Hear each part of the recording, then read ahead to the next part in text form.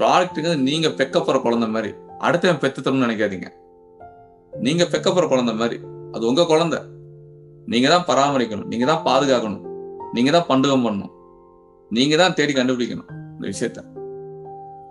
அடுத்தவன் சொல்லிடுவேன், அடுத்தவன் கேட்டா குடுத்துருவேன், அடுத்தவன் சொல்றதையே பண்ணுவோம், அடுத்தவன் பண்றத பண்ணுவோம். அடுத்தவனை காப்பி பண்றது ப்ராடக்ட்ல பண்ணாதீங்க. பல விஷயங்கள் இருக்கு. வேற சில விஷயங்கள் அதை காப்பி பண்ணிக்கணும். ஆனா ப்ராடக்ட்ல பண்ணக்கூடாது.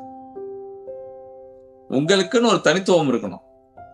நீங்க படிச்சதை வச்சு யோசிச்சு பாருங்க. உங்க பேஷனை வச்சு யோசிச்சு பாருங்க. உங்க வேலை அனுபவத்தை வச்சு யோசிச்சு பாருங்க. உங்க குடும்ப சூழ்நிலை பின்னணி வச்சு யோசிச்சு பாருங்க. இப்படி மேல யோசிச்சு பாருங்க ப்ராடக்ட்.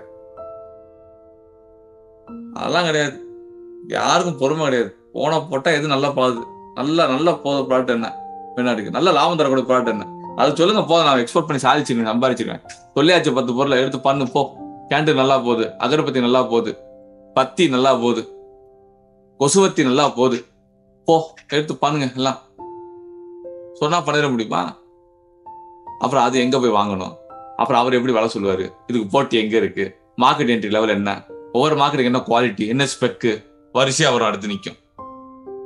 சும்மா பொருள் ஆயிட்ட பேர சொன்னா உடனே பண்ணிட முடியாது எக்ஸ்போர்ட்.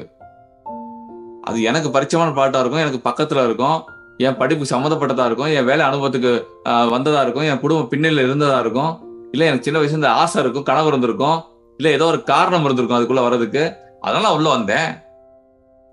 நீங்க இப்படி பண்ணிட முடியுமா சொல்ற பாட்ட? ஏத்தாலும் மளிகை கடை போட்டிருக்காருக்கா, நான் மளிகை கடை போட்டுற முடியுமா? பண்ண முடியாது. போட்டு பாருங்க என்ன ஒண்ணு. ஏதாவது மளிகை கடை போட்டிருக்காரு, உங்களுக்கு மளிகை கடை வைக்கணும்னு சொல்லி ஆசை இல்லை, ஆனா அவர் மாதிரி ஏதாவது பண்ண காசு பார்க்கணும் ஆசை இருக்கு. காசு பார்க்கணும் ஆசை இருக்குல்ல, போட்டு பாருங்க. நிலைக்க முடியுமா? 2 நாள்ல துண்டாக்கான துணிக்கான ஓடி போயிருவீங்க கடையை போட்டு.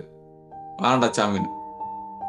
அதுக்கு என்ன டெடிகேட்டிவ்னஸ் இருக்கு, அதுக்கு என்ன ஸ்கில் இருக்கு, அதுக்கு என்ன மாதிரி பொறுமை இருக்கு, அதுக்கு என்ன படிப்பு இருக்கு, அதுக்கு என்ன புரிதல் இருக்கு, அதுக்கு என்ன பக்குவம் இருக்கு, அதுக்கு என்ன தெளிவு இருக்கு, அதுக்கு என்ன நேர்த்தி இருக்கு. அதெல்லாம் வேண்டாமா? அதுதாங்க வேணும் ஒரு வியாபாரத்துக்கு.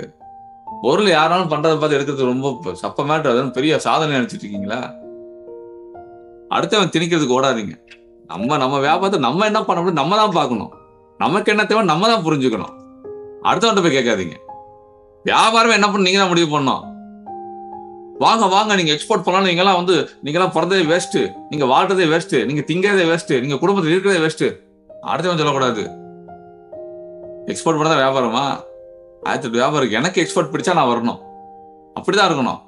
அடுத்தவன் டெம்ட் ஏத்துறேன், அடுத்தவன் இப்படி சொல்றேன், அடுத்தவன் இந்த நேரத்துல உள்ள வாங்கன்னு சொல்லி இழுக்கிறேன், நான் அவனுக்காக எக்ஸ்போர்ட் பண்ண வந்தேன், நான் அவனுக்காக பிறந்தேன். அப்படியா? உங்களுக்காக பிறந்திருக்கீங்க. உங்க ஆத்மா என்ன விட்டுட்டு போகுதுன்னு உங்களுக்கு தான் தெரியும்.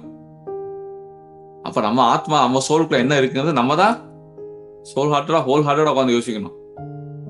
நம்ம என்ன செய்ய போறோம், நம்ம என்ன ஆக போறோம். அடுத்த உசுப்பத்தை டெம்ட் காலைல ஏத்திக்காதீங்க. ரைட், பாத்துக்கங்க. நன்றி.